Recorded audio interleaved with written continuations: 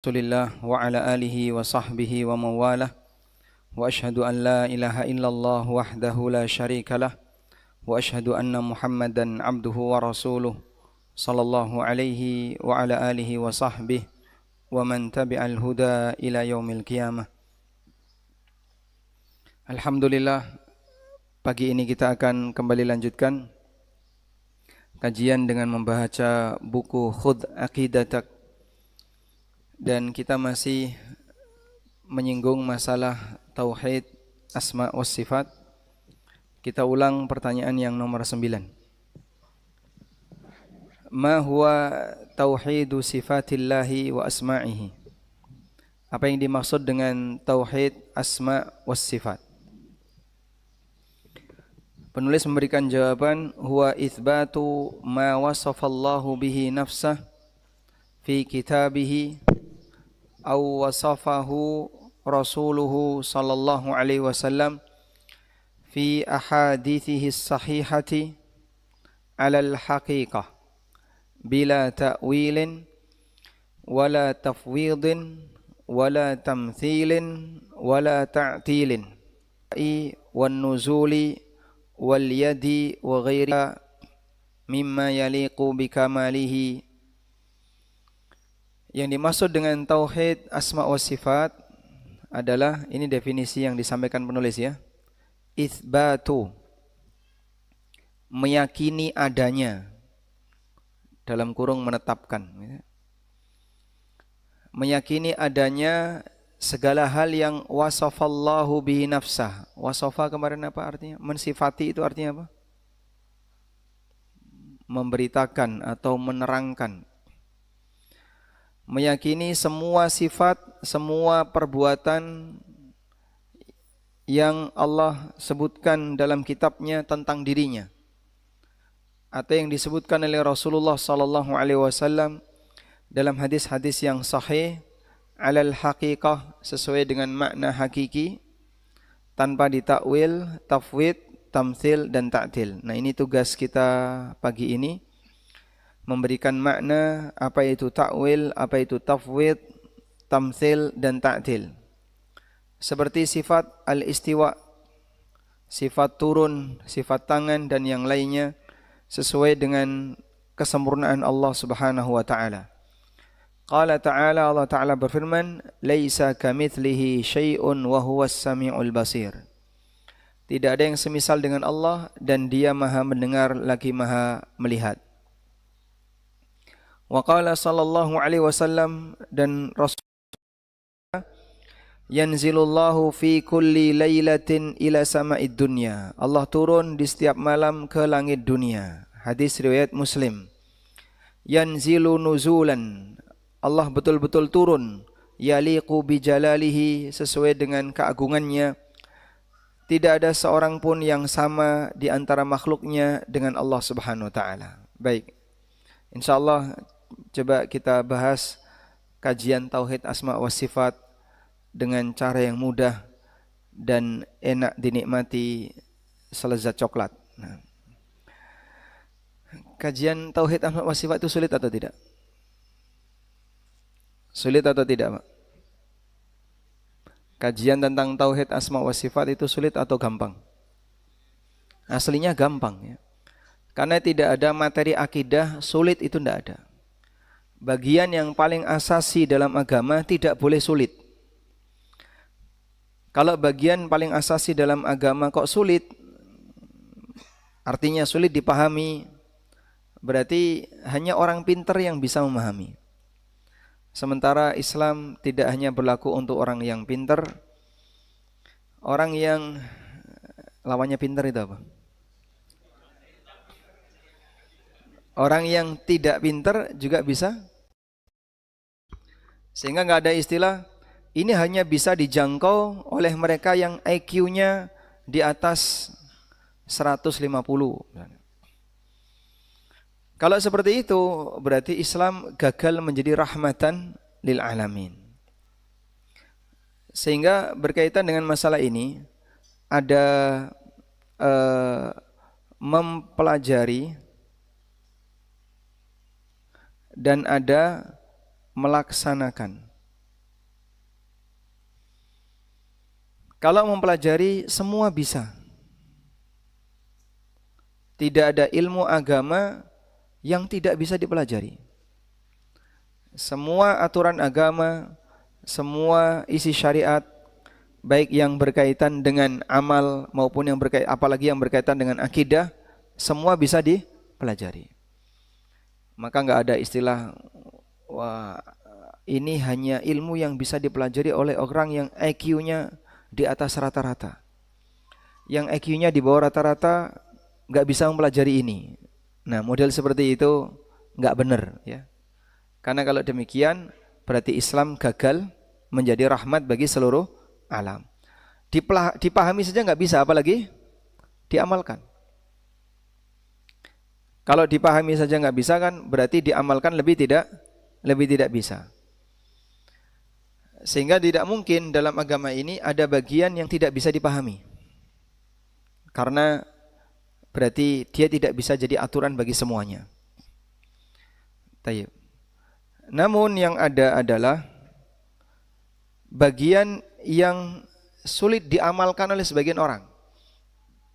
Karena untuk yang kedua, yaitu bagian pelaksanaan, di sini menuntut adanya kemampuan. Dan kemampuan itu berbeda-beda. Misalnya, orang miskin bisa nggak belajar fikih haji? Bisa? Orang tidak mampu bisa nggak belajar fikih zakat? Bisa. Sebutkan ulama kibar yang sampai mati, sampai meninggal beliau belum haji. Ibnu Hazm. Ibnu Hazm. Yang kita kenal nama Ibnu Hazm, siapa sih yang nggak kenal Ibnu Hazm? Semua orang yang belajar fikih pasti pernah dengar nama Ibnu Hazm. Sampai meninggal belum pernah haji. Tapi beliau ulama. Dan lebih pintar Ibnu Hazm dalam masalah fikih haji dibandingkan jamaah haji yang bisa berangkat haji furoda. Namun beliau tidak mampu untuk melaksanakan haji. Beliau tinggal di Andalus. Andalus, Spanyol ya, yang dulu terkenal dengan ulama, sekarang terkenal dengan bal-balan. Ya. Jauh sekali. Ya. Yang dulu masyarakatnya terdidik dengan baik, sekarang jauh dari peradaban kebaikan. Prostitusi Spanyol, Masya Allah. Baik. Maka berkaitan dengan masalah ajaran yang berat di posisi pelaksanaan. Karena dalam hal ini menyangkut kemampuan.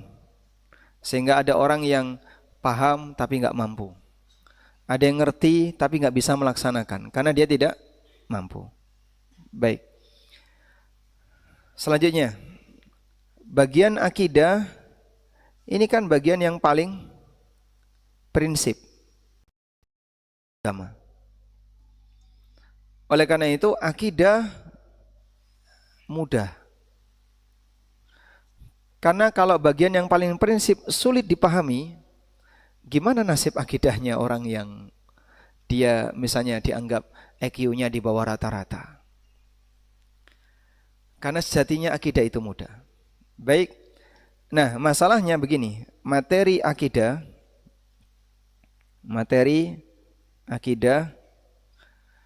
bisa kita bagi menjadi dua. Ada yang materi berdasar dalil. Ada yang materi berdasarkan dalil. Ini sangat mudah. Sehingga Bapak dapat info Allah beristiwa di atas arsy. Sulit nggak diterima? Sulit diterima nggak? Kita baca ayat Ar-Rahmanu 'alal arsy istawa. Apakah sulit diterima? Tidak.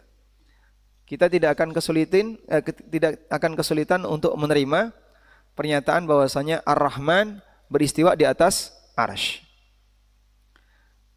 Sehingga walaupun orang itu misalnya kesulitan untuk belajar matematika, kesulitan belajar fisika, kesulitan belajar hitungan waris misalnya, tapi untuk menerima Ar-Rahmanu 'alal arsy istawa dia enggak kesulitan. Karena materi akidah itu yang berdasarkan dalil mudah. Budak bisa paham. Budak di zaman Nabi SAW bisa paham. Allah berada di atas arsy itu budak paham. Sehingga saat ada sahabat Muawiyah bin Abil Hakam menampar budak wanita karena si budak ini dianggap melakukan kesalahan, kemudian Muawiyah emosi, bukan Muawiyah bin Abi Sufyan ya. Kalau Muawiyah bin Abi Sufyan orangnya halus, lembut. Ini Muawiyah bin Abil Hakam menampar budak perempuannya karena melakukan kesalahan, akhirnya dia menyesal. Setelah itu lapor kepada Nabi SAW, kemudian Nabi SAW minta, coba kamu datangkan budakmu. Setelah budaknya didatangkan, ditanya dengan dua pertanyaan. Ainallah, man ana? Di mana Allah? Budak ini menjawab apa? Fis sama, Allah di atas. Seorang budak perempuan mengembala kambing.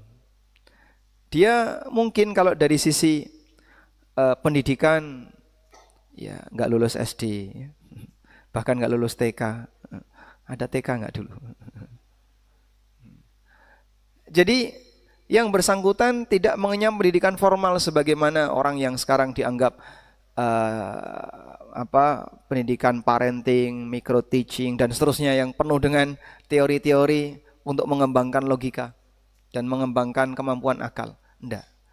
Tapi si budak ini ketika ditanya aina Allah, di mana Allah, dia bisa jawab dengan benar. Fis sama, Allah di atas. Man ana, siapa aku? Lalu budak ini mengatakan anta Rasulullah, Anda adalah utusan Allah.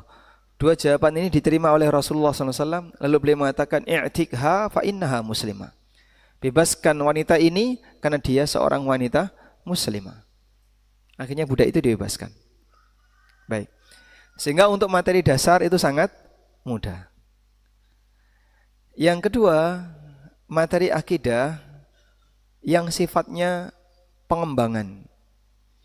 Nah, pengembangan ini ada dua. Yang pertama, menjawab kasus di masyarakat. Di masyarakat ada keyakinan seperti ini, ada keyakinan seperti ini. Kemudian dikasih jawaban oleh para ulama. Nah, di posisi inilah yang mungkin sedikit rumit. Karena butuh pakai akal-akalan. Jadi bahasa kita ya, menggunakan logika untuk menjawab pernyataan atau kasus yang ada di masyarakat terkait masalah akidah. Misalnya, benar nggak Pak, kalau arwah itu selama 40 hari dia pulang ke rumah setelah mati? Nah, sudah? Kalau orang memahami orang mati arwahnya dicabut oleh Allah lalu pindah ke alam barzah, gampang ya? Baik.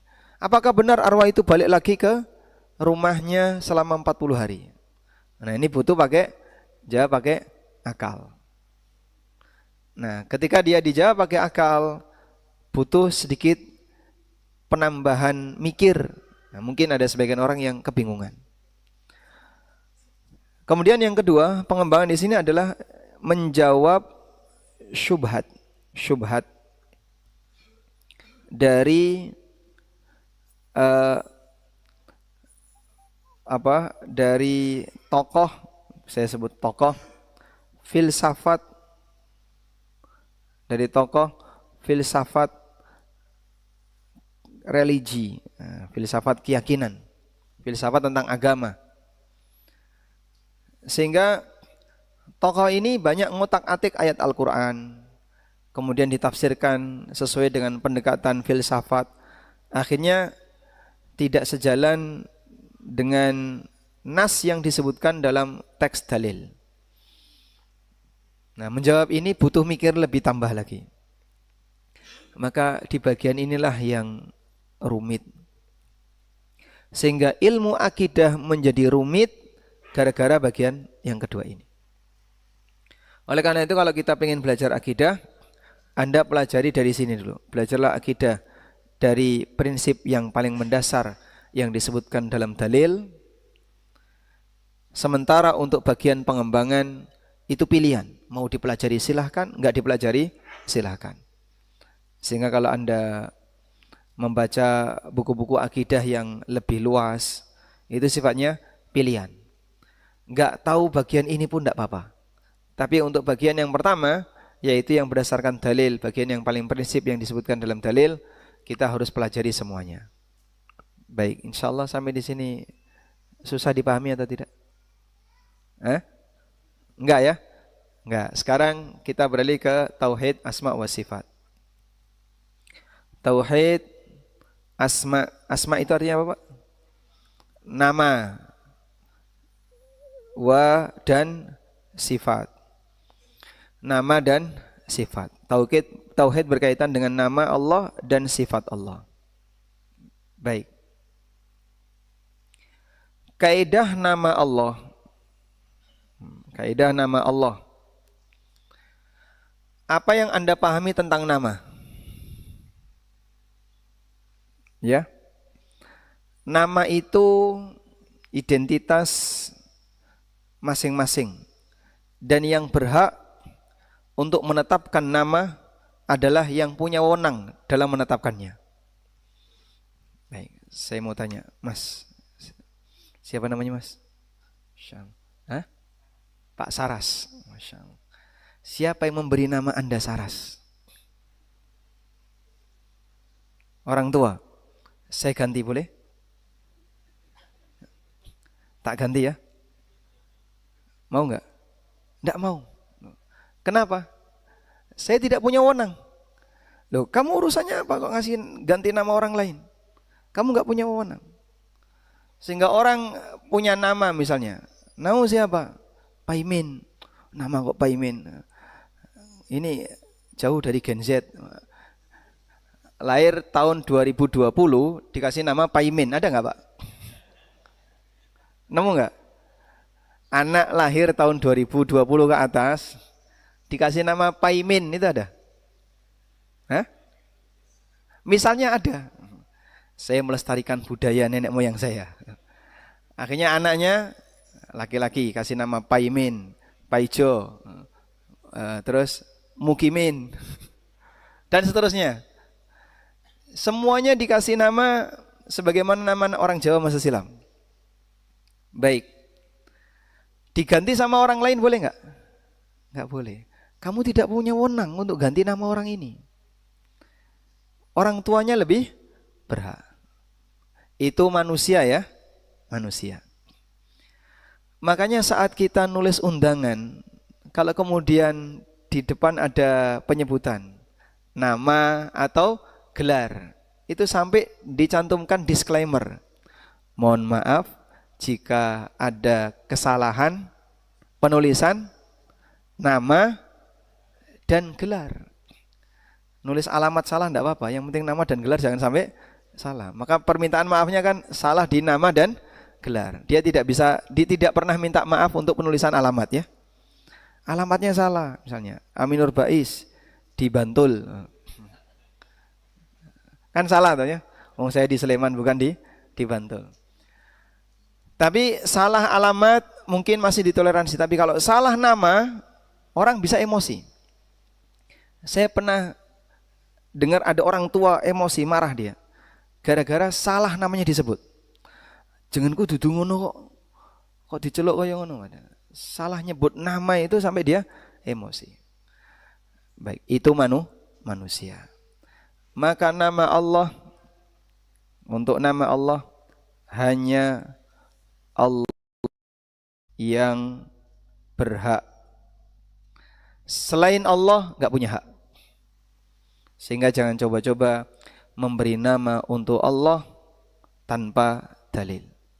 Itu akan berurusan dengan yang punya nama, Allah Subhanahu wa taala. Baik.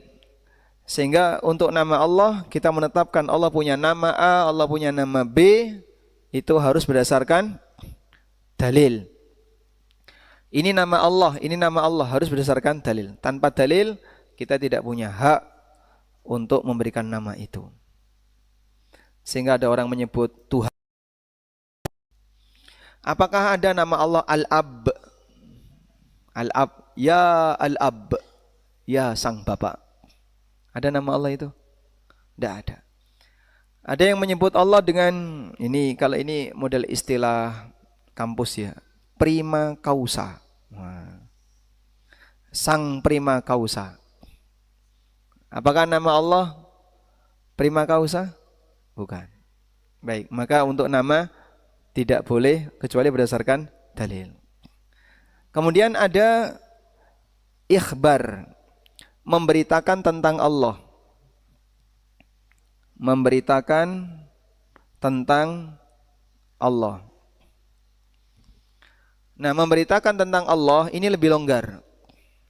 Karena dia boleh menceritakan tentang sifat. Dia boleh menceritakan tentang sifat. Lalu ya dijadikan nama. Jadi maksudnya di sini adalah menceritakan tentang sifatnya tapi diungkapkan dalam bentuk nama. Misalnya Al-Mutakallim. Dalam dalil tidak dijumpai adanya nama Allah Al-Mutakallim. Dalam dalil tidak jumpai ada nama Allah Al-Mutakallim. Tapi Allah berfirman tidak. Al-Mutakallim itu artinya apa? Yang berfirman. Tapi Allah berfirman tidak. Allah berfirman. Wa kallamallahu Musa taklima. Allah sebut Al-Quran sebagai kalamullah. Hatta yasma'a kalamallah. Sampai mereka mendengar kalamullah. Sehingga Allah berfirman. Tapi Allah tidak menyebut namanya mutakallim. Boleh enggak kita nyebut Allah mutakallim jika sifatnya hanya untuk memberitakan tentang Allah? Ulama mengizinkan. Nah, memberitakan tentang Allah ini harus benar. Kalau enggak benar, enggak boleh. Misalnya dengan duh Gusti, terus puisi, itu boleh enggak? Duh Gusti. Nah, kemudian selanjutnya isinya puisi. Menyebut Allah, manggil Allah dengan Gusti boleh enggak? Gusti itu artinya apa? Sebentar, mana Mas Ari Gusti? Di sini ada yang namanya Gusti. Apa artinya Gusti? Nah, pangeran. Nah, pangeran juga sama. Duh, pangeran. Apa artinya Gusti? Bahasa Indonesia. Nyun sewu. Piantun Jawa boten? Jawi, nggih. Apa arti Gusti dalam bahasa Indonesia? Hah? Wong Jawa ora. Nggih. Apa arti Gusti? Yang sudah sepuh mestinya, sudah senior. Gusti nama Pak artinya, Pak?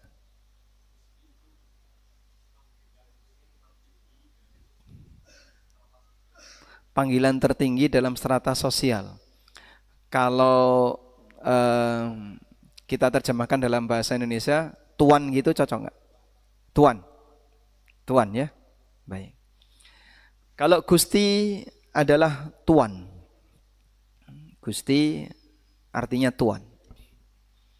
Tuan itu bahasa Arabnya Sayyid, As-Sayyid. Boleh nggak nyebut Allah dengan As-Sayyid? Bahkan Nabi SAW mengatakan As-Sayyid huwallah. As-Sayyid adalah Allah. Dalam hadis Abdullah bin Sikhir, ketika ada orang yang memuji beliau, anta sayyiduna, ibnu sayyidina. Lalu beliau mengatakan As-Sayyid huwallah. Ya Rasulullah, Anda adalah sayyid kami, putra dari sayyid kami. Lalu beliau tahan, jangan berlebihan pujian itu. As-Sayyid itu Allah. Boleh nyebut Allah dengan As-Sayyid? Itu nama Allah. Gusti kita sepakat artinya tuan. Kalau sepakat ya, mungkin ada khilaf di antara masyarakat Jawi.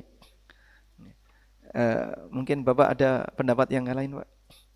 Betul nggak Gusti itu tuan?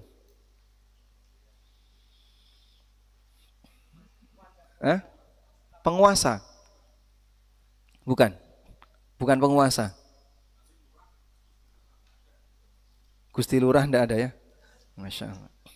Gusti bukan penguasa. Beda antara penguasa dengan Tuhan. Gusti itu Tuhan ya. Baik, kalau kita sepakat dengan ini, berarti memanggil Allah dengan Gusti boleh? Boleh. Kenapa? Terjemahan. Itu terjemahan. Sebagaimana Anda memanggil wahai zat yang maha pengasih, wahai zat yang maha penyayang, boleh enggak? Boleh. Itu terjemahan dari apa? Ar-Rahman, Ar-Rahim. Wahai zat yang maha mendengar. Terjemahan dari As-Sami. Karena boleh menyebut Allah dengan bahasa Arab maupun pakai bahasa yang lain. Baik, menyebut Allah ya. Selanjutnya, pangeran. Apa arti dari pangeran? Niki kersane pangeran. Ini sudah menjadi kehendak sang pangeran. Pangeran itu artinya apa? Pangeran atau pangeran? Pak, kalau pangeran kan calon raja. Pangeran, pangeran artinya apa pangeran? Monggo piantun Jawi, pangeran mana Pak? Enggak tahu. Gimana Pak?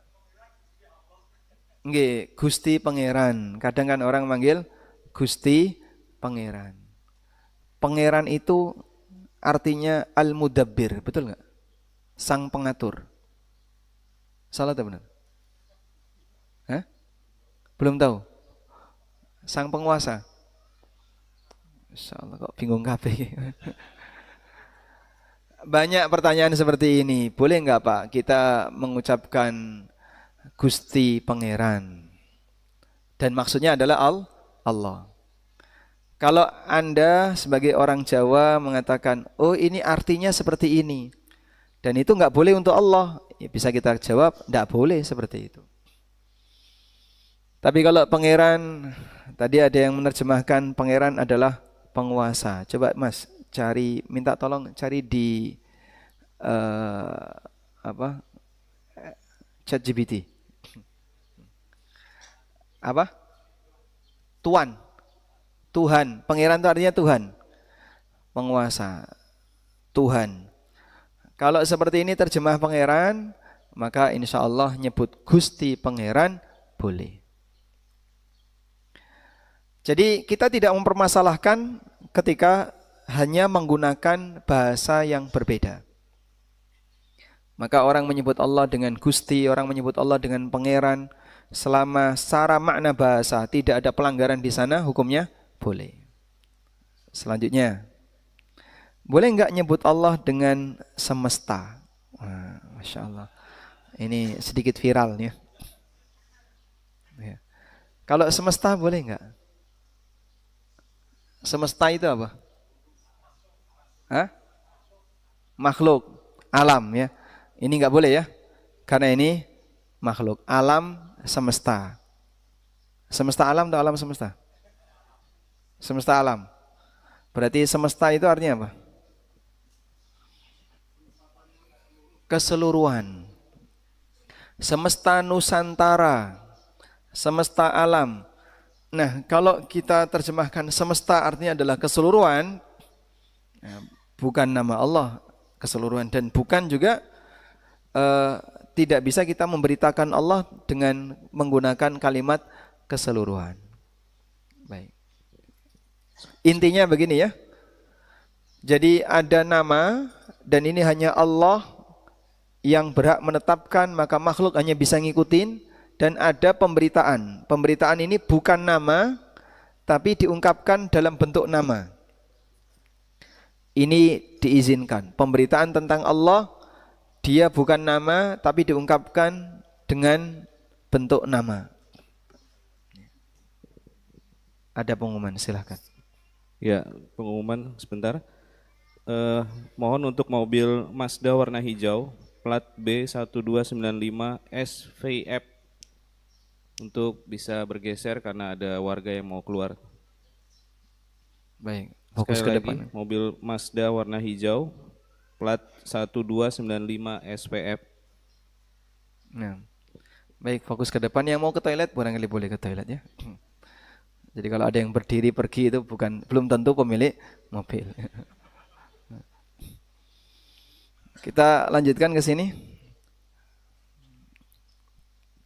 Berikutnya kita akan bahas tentang sifat Allah. Sifat Allah, semua keterangan tentang Allah. Kita ulang. Sifat Allah artinya adalah semua keterangan tentang Allah. Allah memberitakan tentang dirinya dalam Al-Quran maupun hadis sahih. Berikutnya, ulama menjelaskan seperti ini. Cara kita memberitahu orang lain, cara memberitahu orang lain ya, untuk objek tertentu. Cara memberitahu objek tertentu kepada orang lain ada 3. Satu, jadi objeknya ada di tempat yang lain, terus kita memberitahu kepada orang lain. Itu ada 3. Satu, menunjukkan gambarnya. Menunjukkan gambar. Saya punya motor di Surabaya. Kayak gimana? Ini fotonya. Sudah? Gambar. Yang kedua, menunjukkan yang semisal. Menunjukkan yang semisal. Saya punya motor bagus, modelnya aneh. Kaya apa? Gambarnya piye? Wah, saya enggak punya gambarnya. Tapi persis seperti ini ada ini. Nah, kayak gini ini. Ditunjukkan yang semisal. Motor ini persis seperti motor saya, ya 11-12. Sehingga yang ditunjukkan apa? Benda yang lain, objek yang lain yang semisal dengan objek pertama. Baik. Yang ketiga, diberitahu dengan deskripsi. Deskripsi berarti penjelasan kalimat. Saya punya motor di Surabaya, bentuknya kayak gini. Dia cerita yang ini ada. Dia ceritakan dengan detail motor itu. Baik, mana dari 3 ini yang memberikan informasi paling sempurna? Hah? Yang mana? 1 atau 2? Mungkin kalau diurutkan. 1 lebih lengkap daripada 2, lebih lengkap daripada 3. Sehingga untuk 3 ini mungkin ada bagian yang tidak diceritakan. Mungkin enggak? Mungkin? Saya ulang. Misalnya saya cerita tentang motor saya, 70% saya ceritakan. Berarti ada bagian yang tidak saya ceritakan. Paham di sini? Baik. Maka di bagian nomor 3 mungkin ada bagian yang masih dirahasiakan. Sudah? Nah. Selanjutnya pertanyaannya. Allah menceritakan tentang dirinya. Dari cara 1, 2, dan 3, yang mungkin yang mana? Saya ulang ya. Allah bercerita tentang dirinya. Dari cara 1, 2, dan 3, yang mungkin yang mana? Hanya 3. Hanya dan hanya 3. Tidak mungkin yang 1 dan 2. Allah cerita tentang dirinya. Ini loh gambarnya Allah. Mungkin? Tidak mungkin. Subhanallah. Maha suci Allah dari hal itu. Allah cerita tentang dirinya. Kayak apa sih Allah? Oh, mirip seperti ini mirip. Mirip kayak gini persis seperti ini. Nah, itu juga enggak mungkin. Mana mungkin Allah ada yang sepadan dengan Allah. Maka yang hanya bisa apa? Deskripsi. Paham ya? Baik. Nah, bagian deskripsi itu apakah Allah cerita 100%? Tidak. Ada banyak hal yang dirahasiakan oleh Allah yang kita enggak tahu. Sehingga Allah cerita tentang sebagian perbuatannya, Allah cerita tentang sebagian sifat-sifatnya, Allah cerita tentang sebagian namanya. Maka berapa jumlah nama Allah? Tidak ada yang tahu kecuali Allah. Kalau 99 itu apa, Pak? Itu yang disebutkan dalam Al-Quran dan hadis yang punya keutamaan. Siapa yang mampu menghafalnya dan mengamalkan kandungan maknanya, maka dia masuk surga. Bisa dipahami ya? Baik. Nah, ketika Anda mendapatkan deskripsi yang tidak 100%, misalnya Pak, ada deskripsi 70%. Sudah? Anda dapat cerita 70% tentang motor tadi. Terus yang 30% Anda ngarang. Boleh enggak? Boleh enggak? Enggak boleh, kenapa? Lah kamu enggak punya bukti. Ceritanya itu 70%. Loh, kok kamu tambah-tambahi sampai jadi 100%? Akhirnya dia sisanya yang 30% tadi dicampur dengan yang 70%, sehingga malah mencampurkan antara al-haq dengan batil. Antara yang murni, yang sesuai realita, dengan hasil ngarang. Itu jadinya enggak karuan. Maka kalau ada orang cerita tentang Allah serba ngarang, bahaya itu. Tidak ada kedustaan yang lebih berat dibandingkan dusta atas nama Allah. Oleh karena itu, dusta atas nama Allah itu beragam. Yang pertama, cerita tentang Allah tanpa bukti. Allah punya anak misalnya. Subhanallah, Maha suci Allah mengatakan Allah punya anak. Di ayat mana Pak itu Pak? Banyak sekali dalam Al-Quran Allah mengatakan orang yang mengatakan Allah punya anak. Allah punya istri. Cerita tentang Allah tanpa bukti. Nah, kejadian cerita tentang Allah di masa silam dibantai oleh Al-Quran. Yang ada di zaman Nabi SAW dan sebelum zaman Nabi dibantai oleh Al-Quran. Allah mengharamkan ini, Allah menghalalkan ini, dibantah oleh Al-Quran. Sebutkan contoh pernyataan yang dibantah oleh Allah dalam Al-Quran selain masalah anak. Tentang Allah. Klaim Yahudi misalnya, lan tamassanan naru illa ayyaman ma'dudah. Kita tidak akan tersentuh neraka kecuali hanya sebentar saja. Lalu dibalas oleh Allah gimana? Qul attakhadtum indallahi ahdan. Apakah kamu sudah membuat perjanjian dengan Allah? Atau perkataan siapa kemarin? Al-As bin Wa'il, ayahnya sahabat Amr bin As. Dia ngomong apa? Wa qala alladziina kafaru bi ayatina la utayanna malan wa walada. Ada orang kafir dengan ayat-ayat kami, dia mengatakan kita akan diberi harta dalam jumlah yang banyak. Aku akan diberi oleh Allah harta dalam jumlah yang banyak. Tapi dibantah oleh Allah. Orang yang mengatakan Allah tidak pernah menurunkan Alkitab. Coba ini. Kita lihat ini ya.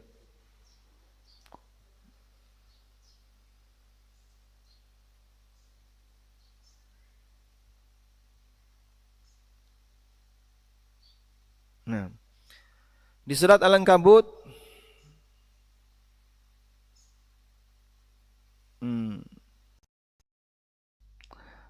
atau bukan di surat Al-Ankabut, Mal Anzala. Ini di surat Al-An'am ayat 91. Di surat Al-An'am ayat 91. Allah berfirman, "Wa ma qadarullah haqqa qadrih idz qalu." Mereka tidak memuliakan Allah dengan pemuliaan yang sebenarnya.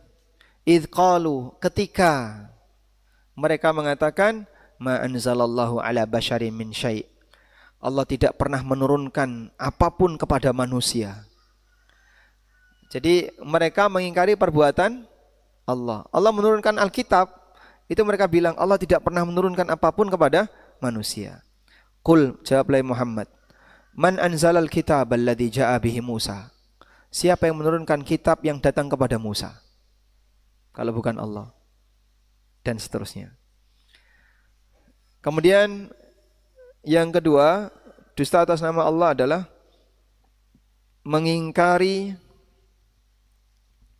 Mengingkari tan Allah. Ini Anda kasih contoh ya.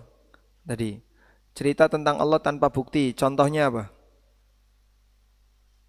Mengatakan Allah punya anak. Contoh. Mana tadi? Masya Allah.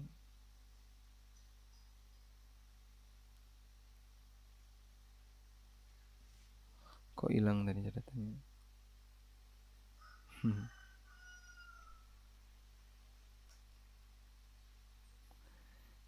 Hilang tadi Pak.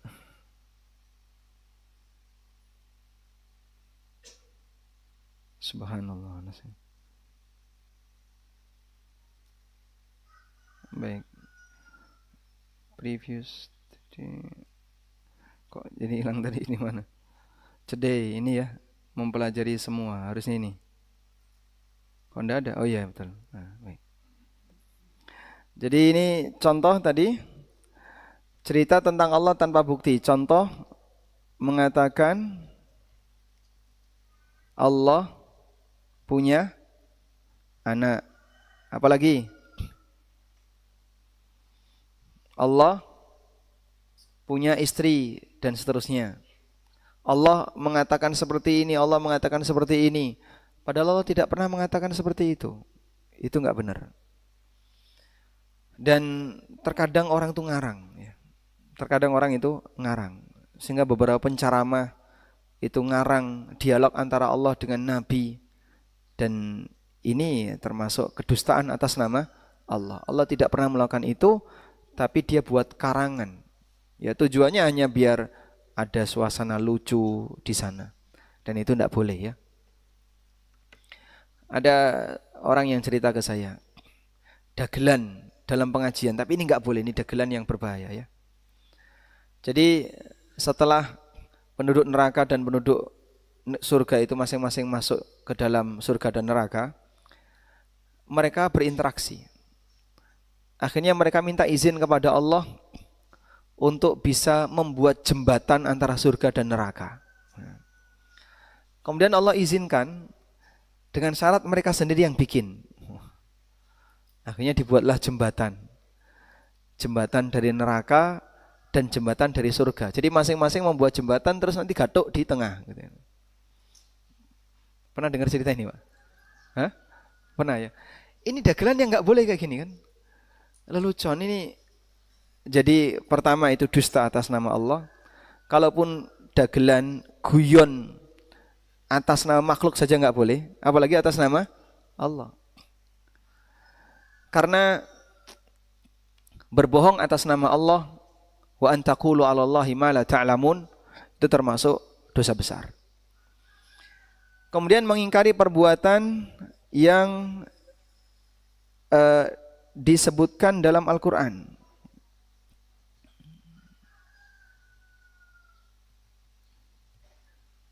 Atau hadis yang sahih. Atau hadis sahih. Misalnya tadi ya. Misal dia mengingkari Allah turun. Mengingkari Allah menurunkan kitab. Dia mengingkari Allah menurunkan kitab. Ini masalah. Tadi kita sebutkan di surat apa? Surat Al-An'am ayat 91. Contohnya di surat Al-An'am ayat 91.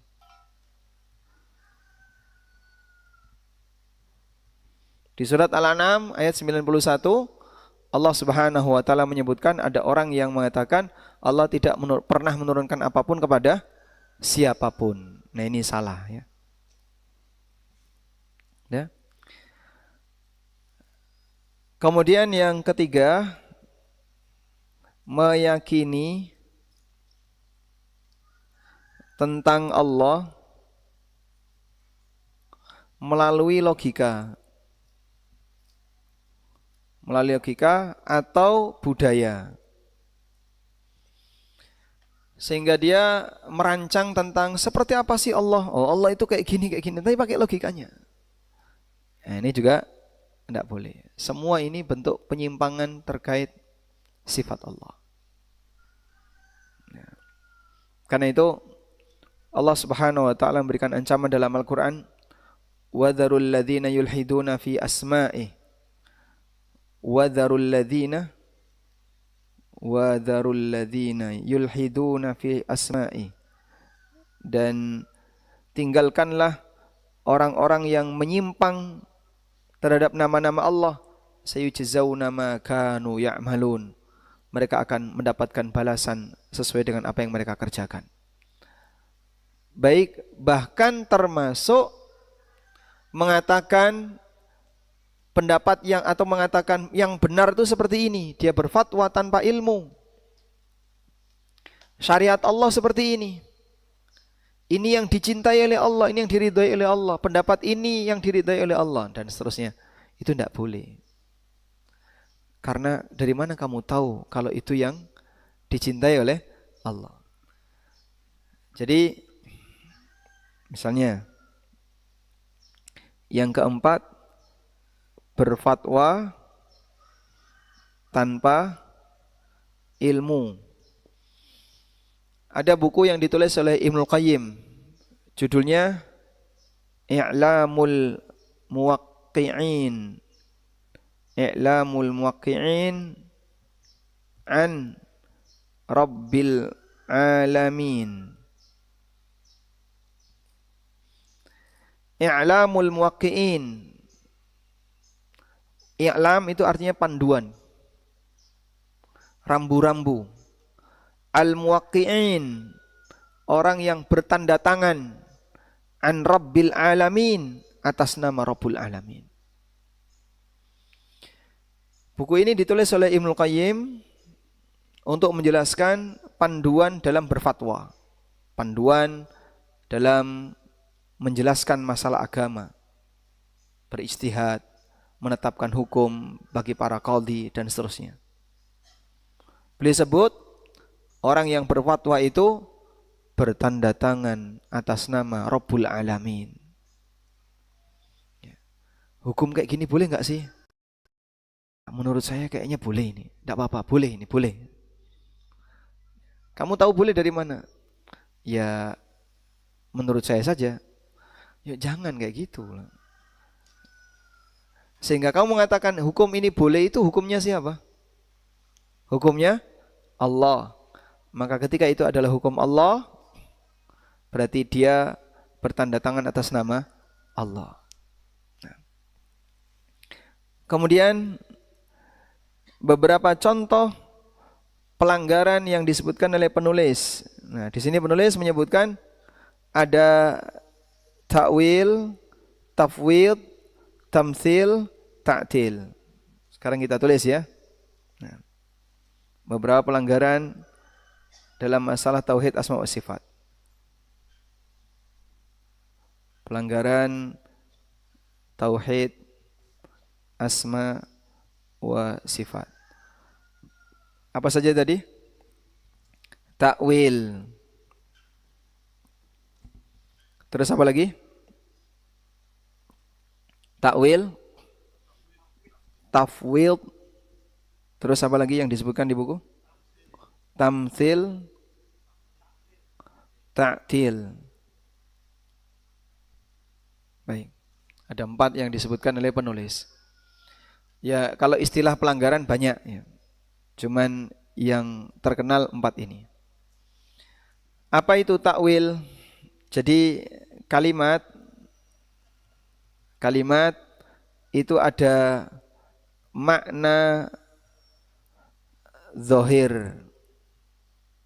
Makna zahir. Makna zahir itu apa? Makna yang bisa ditangkap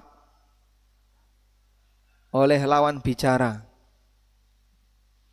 seketika dia mendengar. Itu namanya makna zahir. Kemudian ada makna yang bukan zahir.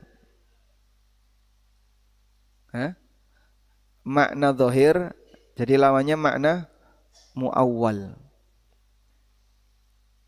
Mu'awwal itu yang bukan dhahir. Nah, hukum asalnya kalimat itu dipahami sesuai makna dhahir. Ketika tidak dipahami dengan makna dhahir, maka dia dibawa ke makna mu'awwal. Nah, proses memindahkan makna dhahir ke makna mu'awwal itu namanya takwil. Proses memindahkan makna dhahir ke makna mu'awwal namanya apa? Takwil.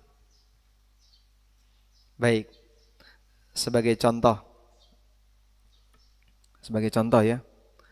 Coba Bapak pahami kalimat berikut sesuai dengan makna dhahir. Ini sedikit dolanan ya, apa ya? Anda sudah ngantuk? Bosan nggak kajian kayak gini?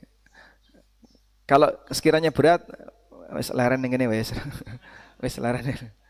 Keberatan ini. Insya Allah masih bisa diterima? Baik. Ngantuk nggak?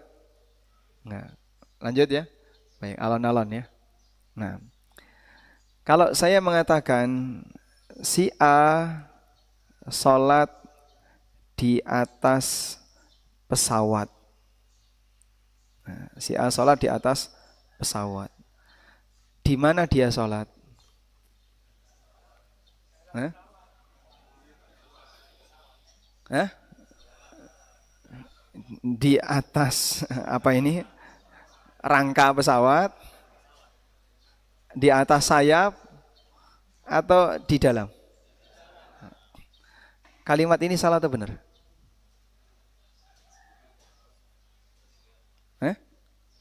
Ya saya ganti. Si A sholat di atas kendaraan. Si A sholat di atas kendaraan. Misalnya dia naik bis. Itu apa di atas bis? Tanya apa? Di dalam. Kalimat ini salah atau benar? Benar ya. Sehingga Anda tidak akan mengatakan, oh kalimat itu salah, yang benar di dalam bis. Ya tidak harus demikian. Selama orang paham maksud di atas kendaraan adalah di dalam, ya sudah selesai. Nah, makna yang Anda tangkap ketika Anda mendengar ini pertama kali, itu yang disebut dengan makna dhahir. Disebut dengan makna dhahir. Paham ya? Baik. Nah, makna dhahir ini ditakwil. Ditakwil dengan apa? Oh, yang dimaksud sholat di atas kendaraan itu adalah bertapa di atas kendaraan. Jadi sholat ditakwil dengan bertapa. Ini kan jauh. Loh, kamu kok bisa memahami sholat dengan bertapa? Wah, hakikat sholat kan bertapa. Sehingga dia bilang sholat di atas kendaraan itu maksudnya bertapa di atas kendaraan. Nah, ketika ada kalimat seperti itu namanya takwil. Bisa dipahami ya? Baik. Nah, selanjutnya.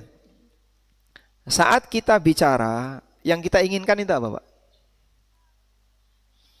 Kalau saya bicara dengan Bapak, apa yang saya harapkan? Hah? Dipahami sesuai yang kita inginkan. Maka kalau kamu ingin dipahami oleh orang lain sesuai yang kamu inginkan, bicaralah yang tegas, jelas, gitu ya. Jangan pakai kalimat kiasan. Aku berharap kau bisa menjadi kumbang. Waduh, apa tuh harap mungkin? Itu harus buka glosarium dulu itu. Maksud kata kumbang bagi orang itu apa? Nanti Bapak kami tunjuk sebagai singa. Loh, iki apa meneh iki? Mau enggak seperti itu, Pak? Enggak. Maka orang akan bingung. Kalau ngejak ngomong orang ini mesti aneh-aneh itu bahasanya. Ya. Aku berharap kau bisa menjadi singa di atas mimbar. Maksudnya apa? Konkultum. Disuruh kultum tapi pakai bahasa singa di atas mimbar. Anda tidak perlu pakai ungkapan seperti itu untuk berbicara dengan orang lain. Kan nanti akan ditakwil yang macam-macam. Paham ya? Sehingga Anda pinginnya bahasa yang Anda sampaikan dipahami oleh lawan bicara sesuai apa yang Anda maksudkan. Sekarang begini, ada orang berbicara, semua kalimatnya selalu ditakwil. Sakit hati nggak dia? Dia akan sakit hati. Nah, disinilah lucunya. Kalau dia kalimatnya tidak mau ditakwil, maka jangan mentakwil firman Allah yang tidak pada tempatnya. Dari mana kamu tahu kalau tangan itu artinya kekuasaan? Dari mana kamu tahu kalau Allah berada di atas arasy itu artinya menguasai arasy? Jadi istawa diartikan menguasai, istaula. Dan seterusnya. Itu semuanya berbicara atas nama Allah tanpa dalil. Berarti takwil hakikatnya apa? Berbicara atas nama Allah tanpa dalil. Ya pahami sesuai dengan makna zahir yang ada dalam teks Al-Quran, selesai. Sekarang tafwid. Nah, apa itu tafwid? Kita beralih ke tafwid. Rumit nggak ini, Pak? Sulit dipahami nggak? Tidak ya? Ya sebenarnya pelajaran inti akidah nggak ada yang kayak gini, Pak. Ini tadi pengembangan tadi ya. Ini pengembangan tadi. Sehingga kita sedang mempelajari di fase pengembangan kajian akidah. Tafwid itu apa? Tafwid itu contohnya kayak gini. Saya tanya ini, Bapak, apakah Bapak beriman bahwa alif lam mim, alif lam ra itu bagian dari Al-Quran? Beriman? Beriman. Apa artinya? Tidak ada. Kok bisa nggak ada artinya? Kok bisa nggak ada artinya? Alif lam mim itu ada artinya nggak? Ada artinya nggak, Pak? Nggak ada. Nggak punya makna. Ada.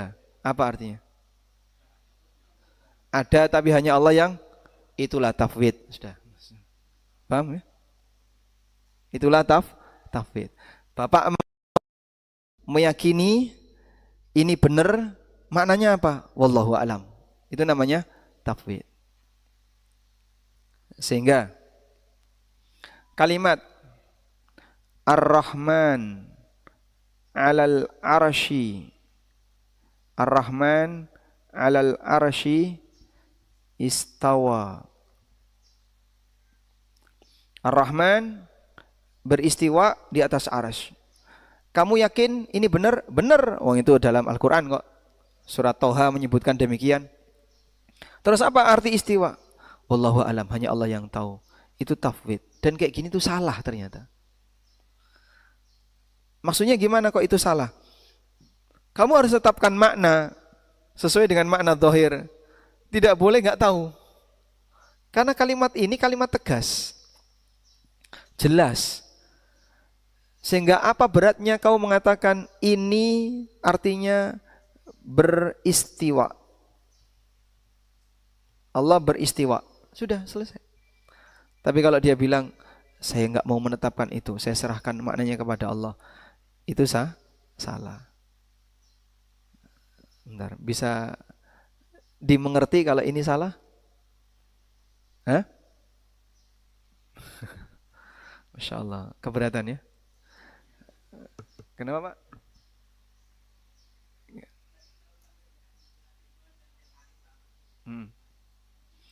Ya, kalau alif lam mim ditafwid masih boleh. Karena memang alif lam mim bukan bahasa Arab. Coba, Pak, ya. Kalau ada orang ngomong kayak gini. CBD. Anda bacanya apa ini? Hah? CBD, artinya apa itu? Scooby-Doo. Scooby-Doo. Artinya apa ini? Tidak tahu. Apakah CBD ini bahasa Indonesia? Apakah CBD ini bahasa Indonesia? Huruf yang dijejer kan nggak ada maknanya. Alif, lam, mim. Ini huruf yang dijejer. Maknanya apa? Tidak ada. Makanya alif, lam, mim itu punya makna atau tidak kan pendapat yang kuat yang tidak menetapkan makna. Karena ini huruf dijejer.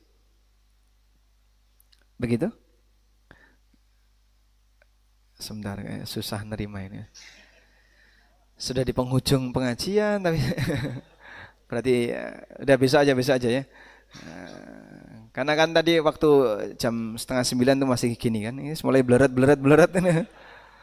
Udah jam 9:30 mulai bleret ini. Dah PR besok insya Allah. Wes Mas, sudah selesai matikan. Baik, mungkin itu dulu yang bisa kita sampaikan. Mudah-mudahan apa yang kita bahas ini bermanfaat. Masih ada PR ya. Membahas tentang tafwid, tamtsil, ta'til. Nah, masih ada PR. Panjang enggak apa-apa, yang penting paham. Okay. Wassallallahu ala nabiyyina Muhammadin wa ala alihi wa sahbihi wasallam.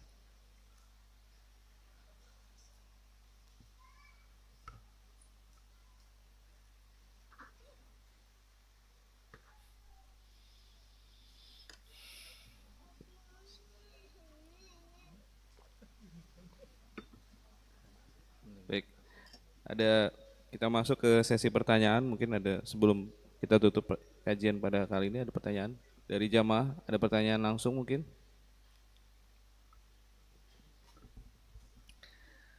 Ini jamaah sedang proses loading, jadi kesulitan. Ini ada pertanyaan untuk melalui membuat tulisan pertanyaan. Ustadz.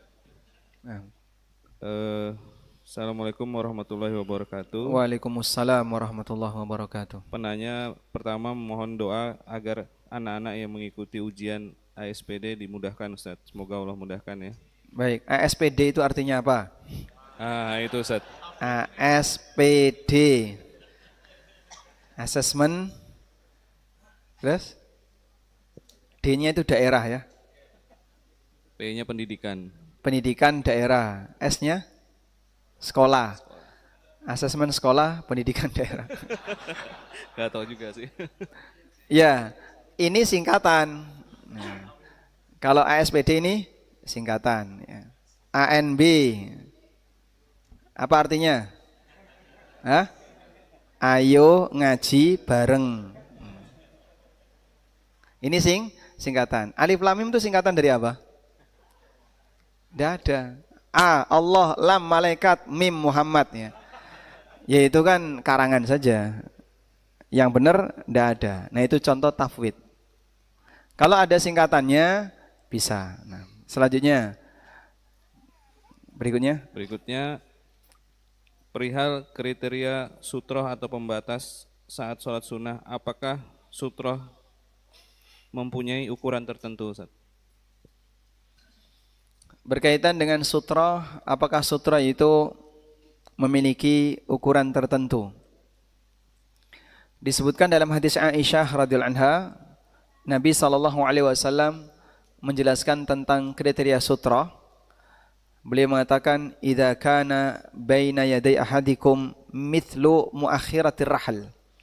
Apabila di depan kalian ada benda seperti bagian belakang pelana onta. Muakhiratur rahal, ya kurang lebih tingginya 30-an senti. Kurang dari itu tidak masalah. Yang penting dia punya ketinggian. Sudah? Fala yadurru man yamurru ba'dahu. Au kama qala sallallahu alaihi wasallam. Maka siapapun yang lewat di luar sutra tidak akan membahayakan salatnya.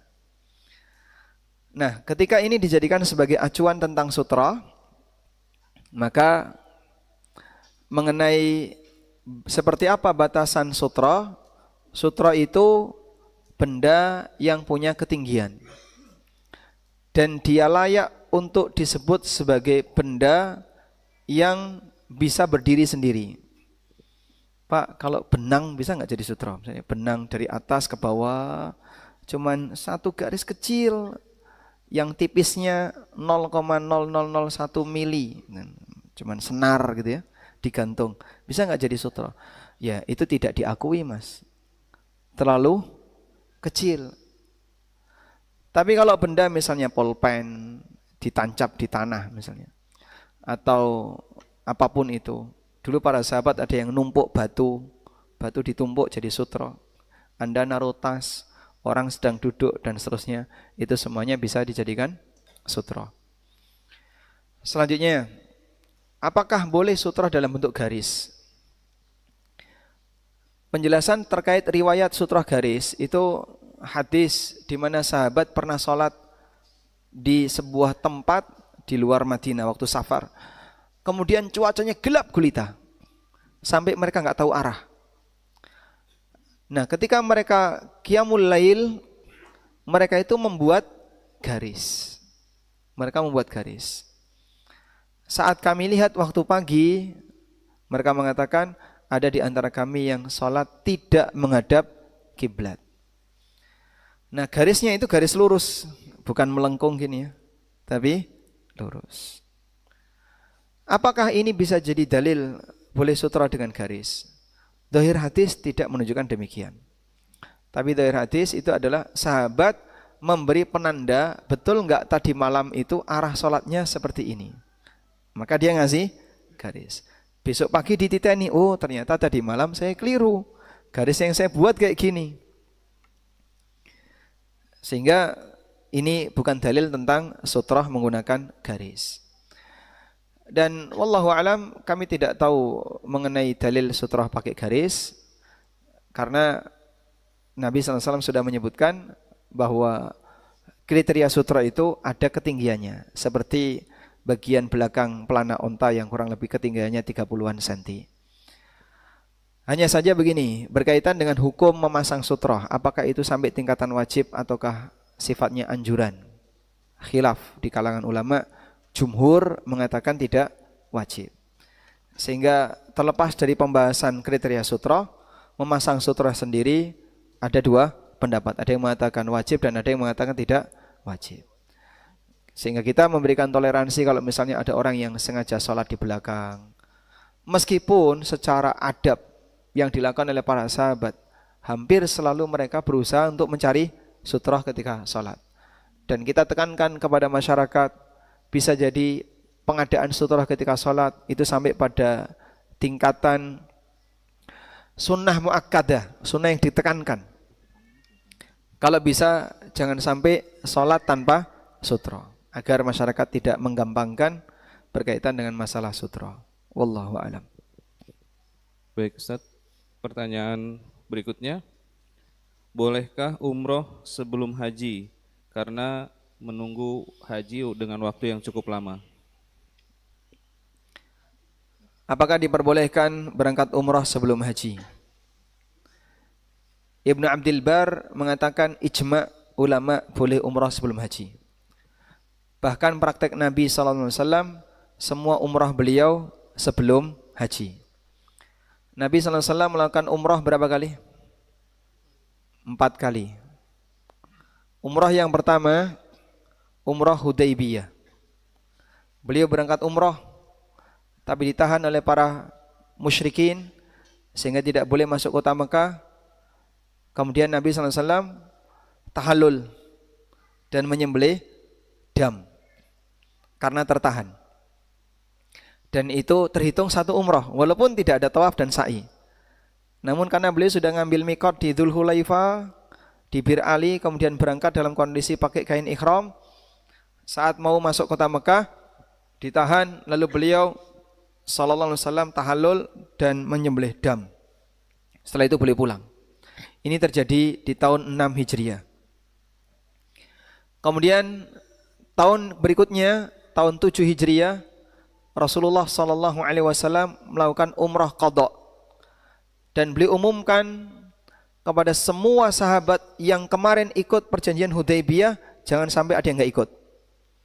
Ditambah dengan orang-orang baru yang tidak ikut tahun kemarin, sehingga jumlah jamaah yang mau umrah ini sekitar 2000 laki-laki di luar wanita dan anak-anak. Yang ikut lebih banyak. Dah? Kemudian yang ketiga, Rasulullah sallallahu alaihi wasallam melakukan Fathu Mekah bulan Ramadan tahun 8 Hijriah.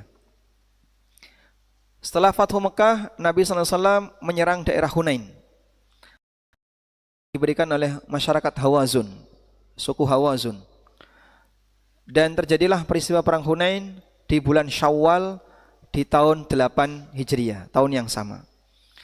Lalu Nabi SAW memasuki kota Mekah, mampir di Ji'rana. Beliau membagi ghanimah dan ngambil mikot di Ji'ronah untuk umrah. Maka beliau umrah dengan mikot Ji'ronah, umrah yang keberapa? Yang ketiga. Umrah ketiga. Itu pasca Mekah ditaklukkan. Sudah? Kemudian ini tahun berapa ini? 8. Di tahun 9 Rasulullah SAW kedatangan banyak tamu. Dan kota Mekah masih banyak berhala-berhala. Maka beliau tidak melaksanakan haji di tahun 9. Beliau banyak tamu, disebut dengan Amul Wufud. Dan beliau baru haji di tahun 10. Nah, haji di tahun 9 ini dipimpin oleh Abu Bakar As-Siddiq bersama beberapa sahabat, ada Ali bin Abi Thalib, ada Abu Hurairah dan seterusnya, untuk menyampaikan pengumuman bahwa mulai tahun ini orang musyrik tidak boleh berhaji, agar tidak ada lagi orang yang tawaf sambil telanjang. Sterilisasi kota Mekah, semua berhala dibersihkan, puing-puing berhala semuanya dibersihkan di Masjidil Haram. Dan untuk persiapan tahun depan Nabi SAW mau haji. Tahun 10 Hijriah Rasulullah SAW haji. Dan beliau hajinya apa? Qiran. Beliau melakukan haji Qiran. Dan haji Qiran itu berarti udkhilatil umrah fil hajj. Umrah digabungkan dengan haji. Lalu beliau melaksanakan haji dan umrah dengan sekali safar pada haji Qiran ini. Jadinya ada 4 umrah, 3 sebelum haji, yang terakhir haji bersama umrah. Berarti boleh enggak umrah sebelum haji? Boleh. Wallahu a'lam. Pertanyaan berikutnya, Ustadz. Bolehkah hasil kurban dimakan dan dimanfaatkan sendiri tanpa diberikan ke panitia?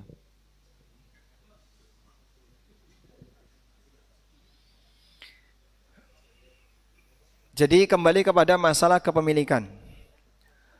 Kegiatan kurban itu sudah selesai sampai di penyembelihan. Begitu sudah disembelih, selesai. Maka orang begitu selesai menyembelih kurban, dianjurkan untuk mengucapkan taqabbalallahu minna wa minkum, Allahumma taqabbal minna, atau kalimat yang semisal yang isinya adalah doa memohon kepada Allah agar kurbannya diterima. Sebagaimana kita selesai melakukan puasa, selesai melakukan umrah, umrah makbulah, taqabbalallahu umratana, dan seterusnya. Selanjutnya, apakah boleh setelah itu kemudian hewan kurbannya dia makan sendiri? Ya rantai ya, nggak habis. Atau dimakan bareng keluarganya? Boleh. Karena dia yang paling berhak. Panitia nggak dikasih Pak, ya boleh aja. Cuman resiko digerenengi panitia. Anda akan jadi bahan ghibah sekampung. Tetapi kan saya sudah membayar kewajiban saya sebagai sahibul kurban, bayar 200.000, 250.000 untuk satu paket kurban. Iya, cuman aturan urf di sini harus ada yang ditinggalkan untuk panitia, untuk masyarakat. Meskipun secara aturan yang paling berat terhadap hewan ini adalah sahibul kurban. Sehingga kalau sahibul kurban minta tolong setelah disembelih dikeleti, antar ke rumah semuanya. Ya, maka harus diantar semuanya. Dan itu haknya. Ya, dia punya rencana apa dengan daging itu terserah dia. Karena dia yang lebih berhak. Sehingga kalau ada sahibul kurban yang seperti ini, pada asalnya panitia nggak boleh melarang. Kecuali kalau dia belum bayar jasa misalnya. Ya kalau gitu Bapak bayar jasa dulu. Jasanya sekian, boleh ya. Tapi kalau dia sudah membayar kewajiban jasa, kemudian dia minta seluruh hasil korbannya untuk dia, hukumnya diizinkan. Wallahu a'lam. Pertanyaan terakhir Ustaz, tentang kegiatan wakaf. Terkadang di masjid kami ada kegiatan wakaf CCTV. Bolehkah wakaf tersebut status barangnya masih hutang di distributor atau wakaf apa tadi? Wakaf CCTV. CCTV. Jadi statusnya masih hutang di distributor atau barang dari pelanggan yang tidak dipakai. Nah, saya utang kipas angin atau utang AC dari toko elektronik, terus saya wakafkan, boleh nggak? Boleh. Kenapa? Itu sudah jadi milik saya ketika saya utang, sudah. Selanjutnya saya wakafkan. Tapi kan belum lunas, Pak. Oh, belum lunas urusan saya. Saya berkewajiban untuk melunasi utang saya, tapi tidak mengganggu wakaf ini. Sehingga insya Allah tidak masalah wakaf utang. Tapi ini ya sedikit nekat ya. Meskipun secara hukum sah karena itu sudah menjadi miliknya. Baik, demikian semoga bermanfaat. Wassallallahu ala nabiyyina Muhammadin wa ala alihi wa sahbihi wasallam.